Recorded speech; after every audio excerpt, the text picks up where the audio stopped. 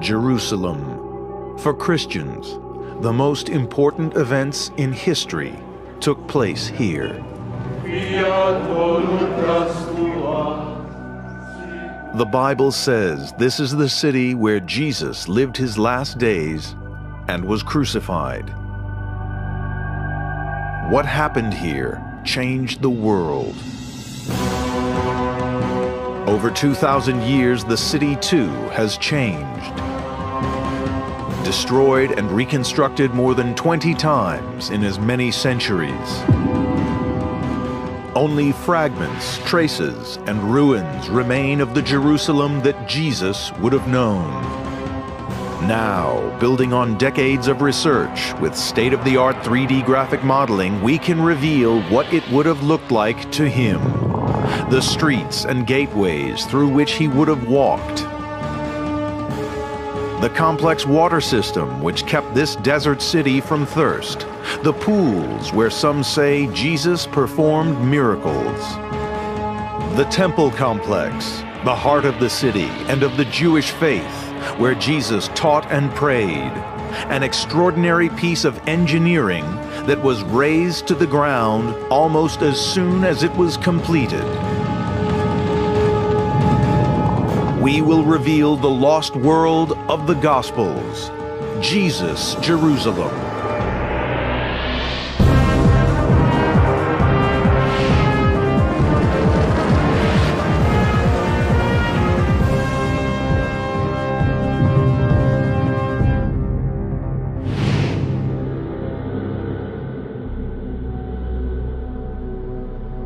In Jesus' time, Jerusalem was the heart of Judea, the kingdom of the Jews, a people defined by their religion. To them, this was the most important place in the world.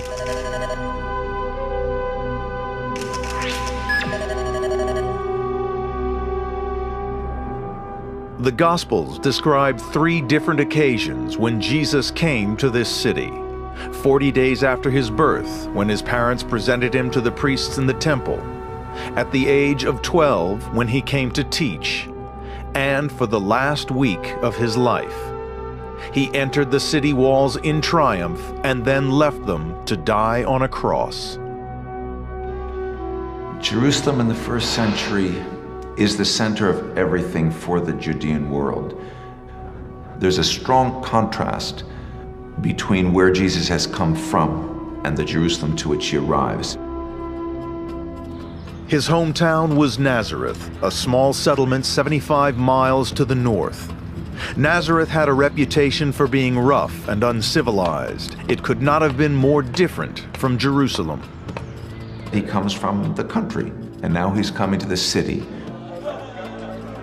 If we imagine Jesus coming to Jerusalem for the first time, he must have been absolutely awestruck by this structure which is enormous relative to everything around it. This structure is the Temple Mount. For investigators trying to piece together what this city looked like in the first century, it presents a unique challenge. Most of what was built here has been lost to time, destroyed within decades of Jesus' death by a rampaging Roman army. And because this site is sacred to 3 of the world's great religions, Judaism, Christianity, and Islam, no excavations have been allowed here for more than 150 years. Nevertheless, through detective work and the study of ancient records, it is now possible to rebuild the Temple Mount as Jesus knew it and uncover the secrets of its construction. It was the brainchild of Herod the Great, king of Judea at the time of Jesus' birth. Herod's achievements will always be overshadowed by what is written about him in the Bible. That he ordered the slaughter of newborn babies, that he tried to murder the infant Christ. Herod generally gets a bad rap in history. Herod was an extraordinarily skilled administrator. He was also a visionary builder, not just what he did to aggrandize the temple and the Temple Mount. He built this extraordinary fortress at Masada. He built this extraordinary palace complex at Herodion. He wanted to be remembered. He wanted to be Herod the Great. And so the world that Jesus lived in was one molded by his would-be killer. In around 15 BC, Herod had embarked on a plan to build a new temple complex, far more grand than what already stood there. He would triple the size of the existing structure to make it cover an area equivalent of 25 football fields. He would surround it with huge walls. But he faced two major engineering challenges. Firstly, in Jewish thinking, there was only one possible location for the temple. He would have to demolish the existing structure, and the priests didn't trust him. They didn't believe he'd finish the job. To prove his good intentions, every stone needed for the new building would be quarried before work began on the site. 1 million tons of stone from sites all around the city. It took 8 years. A still greater challenge was that the summit of the Temple Mount was a peak, not a plateau. More than that, it was simply too small for Herod's plans. Herod arrived at a simple but extraordinarily ambitious solution. He made the mountain bigger. The Temple Mount that Jesus knew was in fact the largest man-made structure on Earth. The floor of the plaza, which would hold up to 250,000 people, was effectively a roof. It covered a network of chambers. If we look at the Temple Mount today, we see a flat, huge area, which is all leveled. But in matter of fact, it is all artificially built. There is a mountain hidden at the very center, and the mountain looked like that, and what was added is a hanging floor going all the way here, and the walls around here, the retaining walls, support it. How one hang a floor like that? By supporting it with a lot of arches, walls below. In the southeastern corner of the Temple Mount, there are 4 levels of arches making vaulted rooms. Each arch is 20 feet wide and 20 feet high. The technique of arch building is well known in Herod's time. The Romans use it extensively. What's different here is that Herod's men used not concrete, but the local limestone. The result was a perfectly executed piece of engineering with 3 major advantages. It was strong enough to carry the weight of tens of thousands of pilgrims. It was long-lasting. It helped it to last almost forever. We are now looking at the building 2,000 years later, and it is still here, and strong and very impressive. It was also light.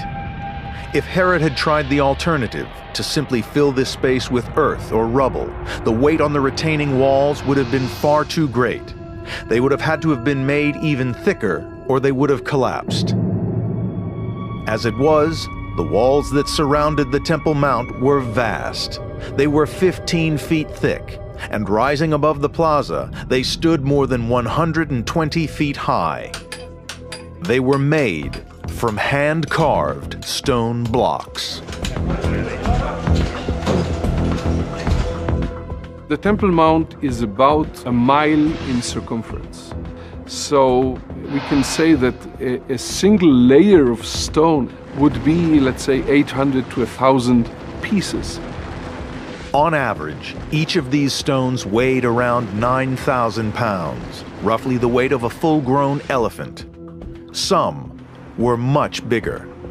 Archaeologists have located the largest of the blocks used in the Temple Mount's construction.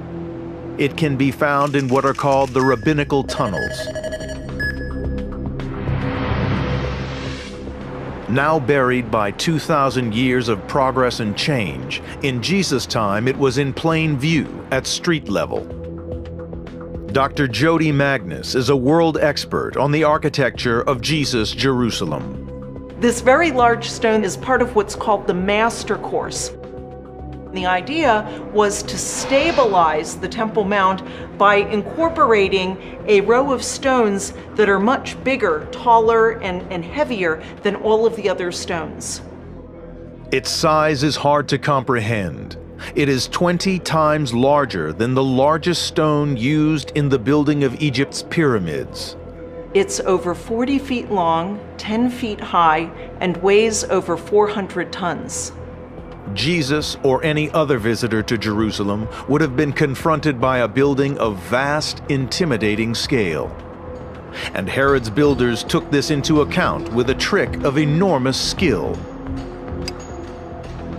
Each row of stones, as you work your way up, is slightly set back, slightly offset from the one below. This, first of all, gives a stability to the lower parts of the walls necessary to carry the weight above, and it also creates, or I should say corrects, an optical illusion. If the stones had been laid flush, perfectly straight one above the other, the building is so monumental that when you looked at it, it would have seemed to have been leaning over, it would have seemed to have been top heavy. So this actually makes it look as if the wall rises straight. The stonemasons were so skilled that the fit between the stones was almost airtight. Shimon Gibson demonstrates their expertise. They were able to fit the stones close together. The stonemasons were so precise that if I tried to put this sort of $50 bill in here, I could just get it in. But that's about it, nothing else. This section of the wall has stood for 2,000 years, but engineers relied on craftsmanship, not mortar, to hold the blocks together.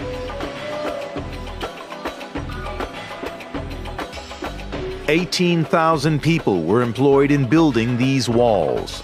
Work began 15 years before Jesus' birth. It was still going on 80 years later. The complex as Jesus knew it was the world's biggest construction site. But we can now create what it looked like on completion, the largest structure on Earth. It stood for only 5 years before a brutal Roman army tore it down. According to the Gospel of St. Mark, Jesus is said to have pointed to the structures on Jerusalem's Temple Mount and said, "Do you see these great buildings? There will not be one stone left upon another that will not be thrown down." 40 years later, these words were proved to be prophetic. The Roman army, suppressing a Jewish revolt, destroyed the temple.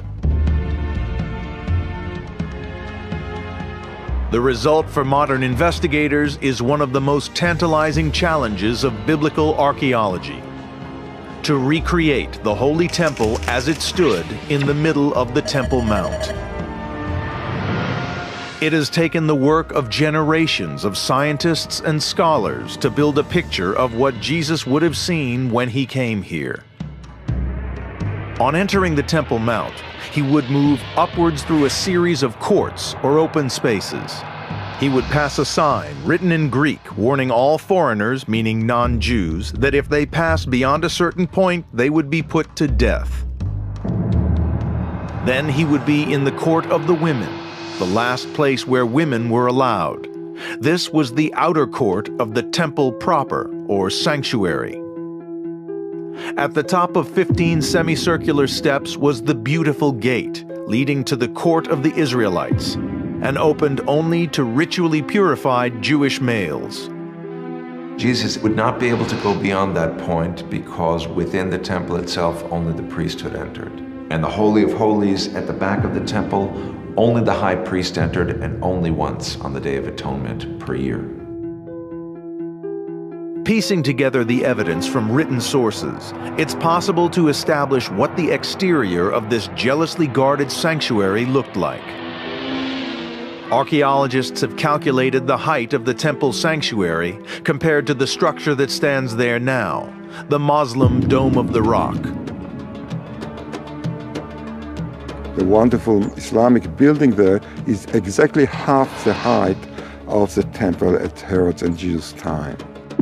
So this cavernous structure was the height of a 15-story office block. Our investigators want to know how the temple's builders managed to erect such a building with only the very primitive tools and lifting devices available in Jesus' time. It's clear that it would have required vast manpower. The accounts say that since every stone of the building was to be regarded as holy, 1,000 priests were trained as stonemasons. Dr. Guy Steibel believes he can identify evidence of their quarries. One of the exciting things is that this cave preserved so freshly. In an underground cavern 2 miles from Jerusalem, he has found a series of chisel marks. They match the exact shape of the stones used to build Herod's Temple Mount. And what you can see here very clearly, you can see a line horizontally here, and another line goes down here, and you can see the edge of it. Basically, they would use sort of pickaxe, cutting grooves, and then using crowbar to lever or to detach the stone block from the cave itself, from the wall of the cave, and remove it. Some of these tools are still being used today. But in Jesus' time, the workers didn't have access to trucks or earth movers. You can see very clearly that from the chiseling mark, this is a fairly neat straight line. Once it was removed, you can shape it exactly to the measurement that was required by your architect. And you wish to do it here, because then you have to schlep it, to carry it all the way, whether to the Temple Mount or to another area of construction. If you reduce the waste and all the things that you won't need later on, you have less weight to carry. So they were very, very practical. Transportation required a combination of brute force and innovative engineering. Archaeologist Dr. Ronnie Reich has recreated one solution that the builders used. It's called a metagenes. It's a simple but effective system. The stone block becomes an axle between 2 wheels. 10 men could roll it to and fro. Each one of them actually moved 900 pounds of stone. And this is, of course, a burden that a single person cannot do by himself. So it's with this device that stone was moved. When the stones had been delivered to the site, they still had to be maneuvered into place. On average, each one weighed at least 10 tons. Simple cranes were used to lift them. Here we have constructed a bipod with ropes and pulleys, and the ropes can be pulled with levers. With 8 people working, we could lift the stone 1 meter, 2 meters, 3 meters high, and then let it down easily. The end result would certainly have been magnificent. But one aspect of the temple's construction has always proved mysterious. The writer Josephus says that the temple was covered in marble and gold, and that from a distance it looked like a snow-capped mountain glittering in the sun. Some modern investigators find this hard to believe. And the reason is there's no marble in Israel, in ancient Palestine. It doesn't exist. It all has to be imported from other places like Turkey and Greece. And we have very, very little marble imported to this country in the time of Jesus. It's not until later that marble starts to be imported in any sort of quantities. Hillel Gelva may have found the answer. Deep below the street level of contemporary Jerusalem, he's excavated the preserved ruins of a rich person's house.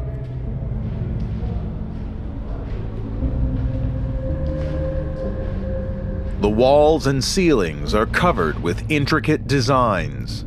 And these designs show that Jerusalem's builders had the skill to sculpt plaster and create the illusion of stone. This wall has been cut to mimic the framed blocks that make up the walls of the Temple Mount. This is imitation in plaster of construction in large blocks. Each block have a frame, and here it was left white, not decorated, but other examples are with decoration. It seems possible, then, that the sanctuary's awe-inspiring facade was created using a very cunning technique.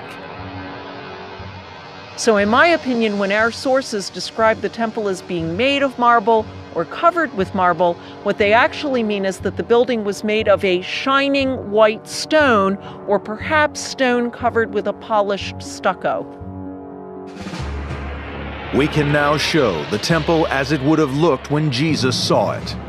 The focal point of the city, white and gold, with plumes of smoke rising from the sacrificial altars that stood in front of it. The building was a magnet for believers all over the Middle East. When Jesus came to Jerusalem for his last Passover, there may have been 250,000 other visitors there. Jerusalem struggled to cope. And while the pilgrims concerned themselves with spiritual matters, the daily life of this desert city was dictated by something much more basic: the need for water.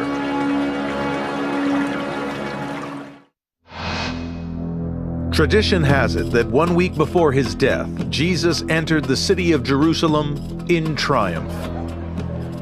Crowds gathered to welcome him, chanting and waving palms. Many of the people were his followers, but the city was already full of people come to celebrate the feast of Passover.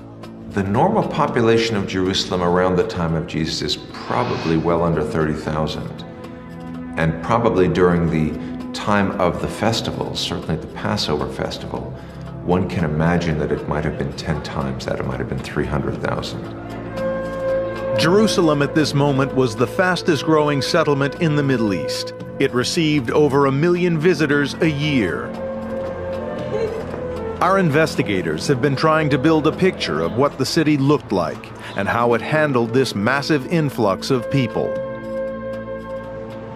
Some of the benefits seemed positive. Pilgrims brought wealth. The construction of the temple itself engendered or created a lot of money.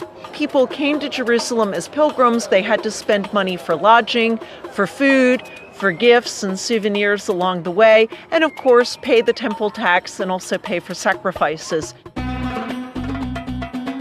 Decades of deep excavation along the western wall of the temple have uncovered the remains of a street, 30 feet wide and 3,000 feet long, which functioned as a shopping mall. It's known as the Herodian Street. Jesus would have walked here. This is the main street, the main thoroughfare of Jerusalem. And you have just to imagine a large number of people coming here to buy and sell things in the various shops along the street, or those who came on pilgrimage. This is the heart of Jerusalem. Some archaeologists call this place Wall Street, acknowledging that it's the financial heart of the city. They have also pieced together physical evidence of the close relationship between these commercial interests and the spiritual life of the temple. Examination of the wall at the southern end of the street reveals the remains of an arch. It's known as Robinson's Arch. More than 50 feet tall and with a span of at least 40 feet, it served as one of the main entrances to the temple complex. And built into its base, against the walls of the Temple Mount, were stores that would sell goods to pilgrims. That area, the area below it leading down to the great stairs that leave behind what is called Robinson's Arch, all of that one can imagine just overflowing with commerce. And all of these people, after all, they're heading up to the temple, and meanwhile, all along the way, there are hawkers saying, buy this, buy that. Jesus must have encountered a scene like this as he entered the temple. Furious at what he saw, he set out to confront the authorities for the first time. It's said that he makes his way into the area called the Court of the Gentiles. Like every Jewish male, he had to pay a 2-shekel temple tax. The special coin needed could only be bought from the money changers in the temple complex. They had a reputation for corruption. I can imagine that, changing money might lead to fraud, to taking advantage of innocent people from the countryside, etc., who are not used to city life. And he probably was standing aside and looked and watched those people cheating occasionally, and this made him mad. This is the one occasion in the Gospels when Jesus is said to have shown his rage. It's going too far within the temple precincts as far as Jesus is concerned. Get out of here. He made a whip and threw them out, turned round the tables and said, "What you're doing, you are converting my father's house into a cave of robbers." But if pilgrims gave the city its income, they also had to be provided for, and the most valuable resource in Jerusalem was water. Jerusalem was and is a desert city. It stands 2,500 feet above sea level. The nearest river is 25 miles away. How do all those thousands upon thousands of people in Jerusalem get their drinking water? There were 30 rain-filled reservoirs around the city. The largest held a volume of water equivalent to 20 Olympic swimming pools, and yet supply could barely meet demand. They must have crowded around them. They must have waited around them for their turn, because there weren't that many, and there were many pilgrims. People didn't only need water for domestic purposes. They need an inordinate amount of water for purification purposes. They need to be ritually pure to go up to the temple and visit it. As part of daily religious observance, and particularly before going to the temple, every Jew was required to cleanse himself ritually by washing in what was called living water. Jerusalem had many pools designed for this purpose, called mikvahs. It was at the biggest and busiest of these, the Pool of Siloam, where Jesus is said to have performed one of his final miracles. In the Gospel of John, we hear of the story of him healing the blind man. He takes some dirt from the ground, spits on it, smears it on his eyes and says, "Now go and wash in the Pool of Siloam." It was a chance discovery during engineering work on a nearby pipe that led Ronnie Reich to pinpoint the precise location of this pool and understand just how large the Siloam pool was.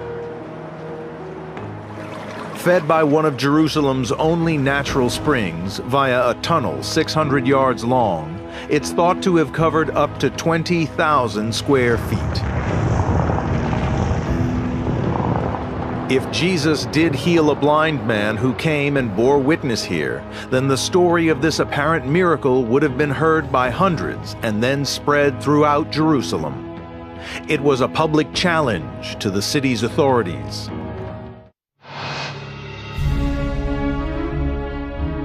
As investigators, archaeologists, and biblical scholars try to understand the unique metropolis that was Jerusalem in the time of Jesus, an extraordinary picture is emerging. This is a desert city obsessed by water, where spiritual matters govern every aspect of daily life, where practical, innovative engineering sits side by side with mysticism, where in the run-up to big religious festivals, crowds would gather at key points in the city. Shimon Gibson has been part of the team trying to uncover and recreate the most intriguing such site, the Bethesda Pool. Lying to the north of the temple complex, it is at this pool that, according to the Gospel of John, Jesus told a paralyzed man to take up his bed and walk. Archaeologists have dug down 40 feet through 2,000 years of rubble to uncover the place as Jesus would have seen it. What's fascinating is that even before he came here, this pool was said to have healing powers. Jesus comes to the Bethesda pool, and there was a whole lineup of elderly people, of crippled people, of blinded people, and they're waiting essentially to get their turn in the pool. The man who Jesus cured is said to have waited years for a chance to bathe in the waters here. And what Shimon Gibson discovers fits the story. The steps from the time of Jesus are very well preserved.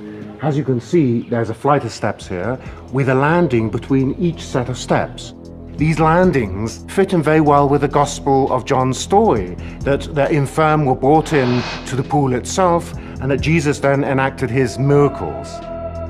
The reason that the sick were carried here to rest on the landings and bathe in the waters was that the waters were said to bubble and churn red with blood. Shimon Gibson investigates the hidden system of tunnels and shafts which regulated the flow of water into the pool of Bethesda.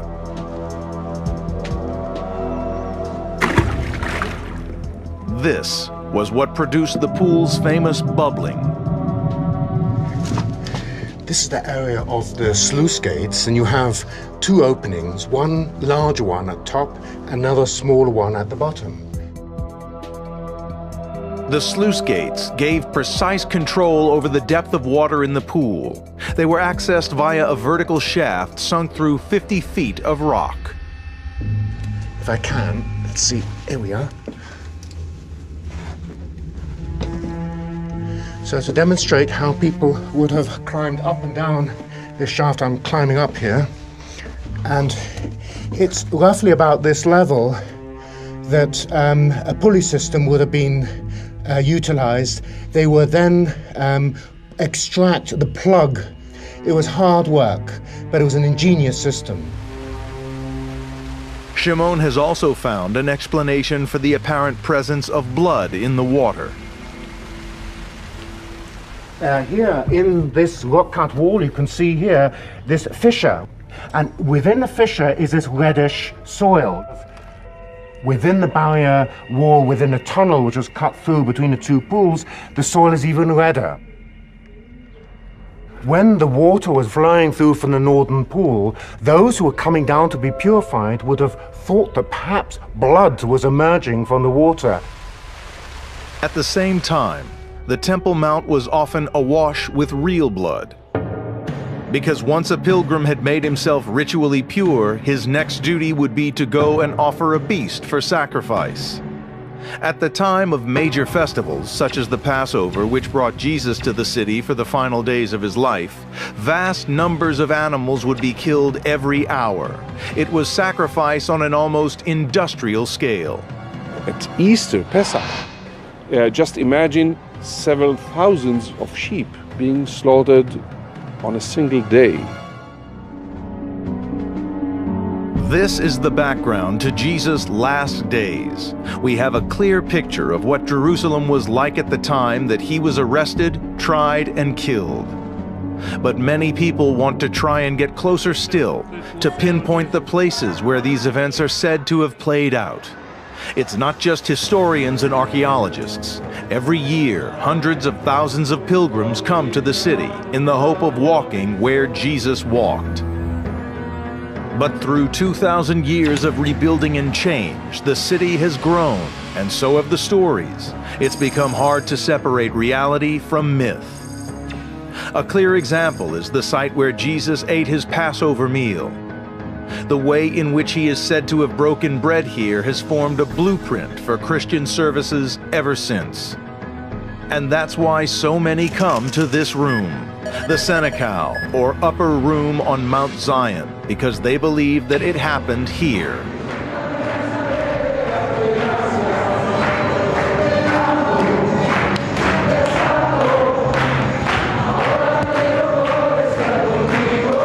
The architecture of the room that is today identified as the site of the Last Supper is clearly much later than the time of Jesus. The arches, or the vaults of the room, which are ribbed, are distinctively Crusader in style. And that's an architecture that won't come along for another 1,000 years after the time of Jesus. These vaulted ceilings belong to the 12th century, when crusading European armies were battling Muslim forces for control of the Holy Land. We have no archaeological evidence that the Last Supper took place in this room or even on the site where the room is located. It's just a tradition that has come to identify this spot as the site of the Last Supper. This site was the location of one of the earliest Christian churches, but there's also been a mosque and a host of other buildings here. It's likely the Last Supper was in one of Jerusalem's private houses. It would have looked completely different than the church. Because it would have been in a simple house. The roofing would have simply been flat wooden beams covering the ceiling, and nothing like the arches and vaults that you see today. The Gospels say after the Last Supper, Jesus went with 3 of his disciples to the Garden of Gethsemane. Again, it's difficult to ascertain the precise location, but it's clear that this was at the foot of what is now called the Mount of Olives. Gethsemane means olive press. Well, the Garden of Gethsemane seems to be a small enclosure up towards what we now call the Mount of Olives, northeast of the Temple Mount, northeast of the city. And that seems to be the place out to which Jesus went to pray on the night before he was captured. After a night spent in meditation, he is seized by men acting for the temple authorities.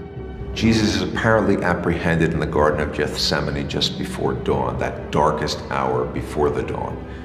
And the question is, where is he taken? This is the final challenge for investigators, to map the sequence of events known as the Passion of Christ. 2,000 years on, they will try to retrace the path that led to Jesus' crucifixion.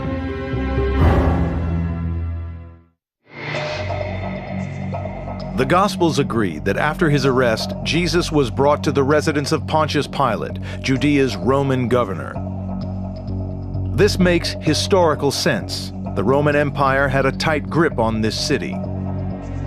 A big political decision, such as the execution of an apparent rebel or revolutionary like Jesus, had to be made by Rome's representative.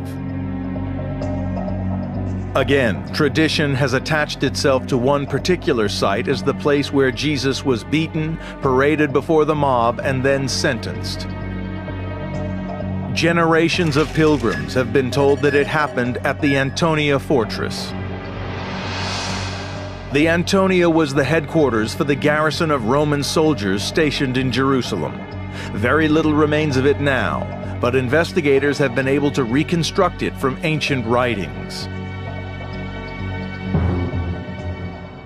Situated at the northeast corner of the temple, it was a block-shaped structure with 4 massive towers, each well over 50 feet high.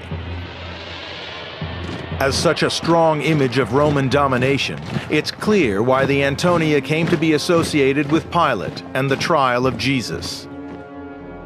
Today, almost nothing of it remains. Looking for hard evidence, Jody Magnus heads to a paved area identified as the Lithostratus, supposedly attached to the fortress and the place where Jesus was crowned with thorns. The Lithostratus is mentioned in the Gospels as the site where Jesus was sentenced to death by Pontius Pilate, and so modern Christian pilgrims to Jerusalem revere this site. The problem is that the science just doesn't support this part of the traditional story. In fact, we know from archaeology that this pavement didn't exist in the time of Jesus. It was laid later in the 2nd century AD by the Emperor Hadrian as part of a marketplace that he built here. For centuries now, pilgrims have walked a route beginning at the Antonia, down which Jesus is said to have carried his cross. This route is called the Via Dolorosa, the Way of Sorrows. By tradition now, we have adopted 14 stations where people stop to remember what Jesus has suffered.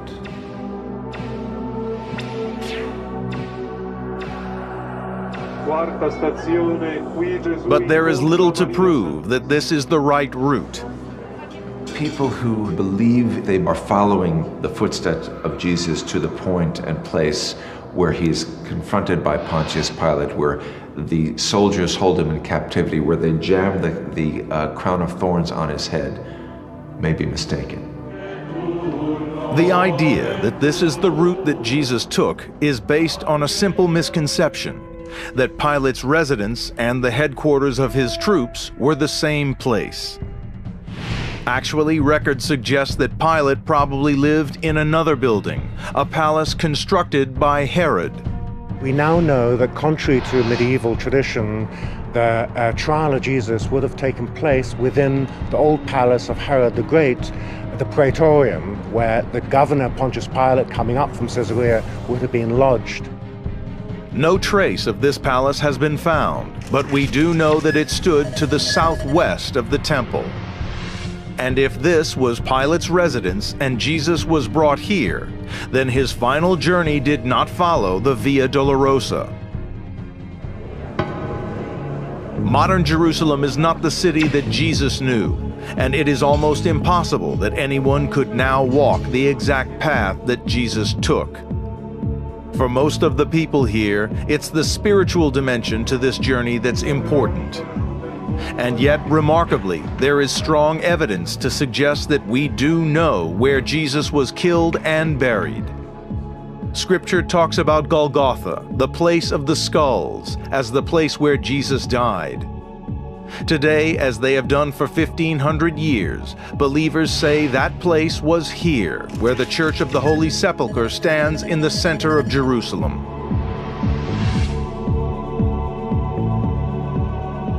It is thought that this place only became a church 300 years after the death of Jesus. But some scholars have argued that it couldn't be the true site of Jesus' death and burial, because the Gospel says that these events took place outside the city walls, since Jewish law forbade either execution or burial inside the city. In the case of Jerusalem, the configuration of the city was different then, and that the site of Golgotha was outside the city at the time of Jesus, but subsequently, of course, it's within the bounds of the city. What we do know based on archaeological excavations is that the area of the Church of the Holy Sepulchre, in particular the rotunda, was part of a larger cemetery. In other words, this was an area that was beyond the city walls. It was not within the city. At a spot on the edge of the church, Jody Magnus finds proof that burials did take place on this site 2,000 years ago. What we see here is an example of a typical Jewish tomb in Jerusalem in the time of Jesus. These tombs were typically rock-cut tombs with burial niches or loculi cut into the walls of the burial chambers. All the facts fit. The weight of the evidence suggests that this really might be where the burial took place. The location of Jewish tombs on this spot is as close as we can get archaeologically to saying that this is the authentic spot where Jesus was crucified and buried.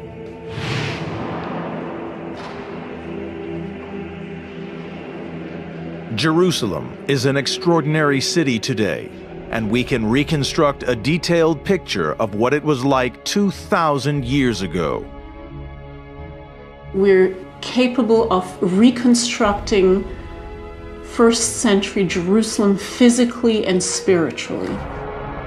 Some of those remains we have to dig up. They're hidden underneath the soil, but others are there. They're still a central part of the city of Jerusalem.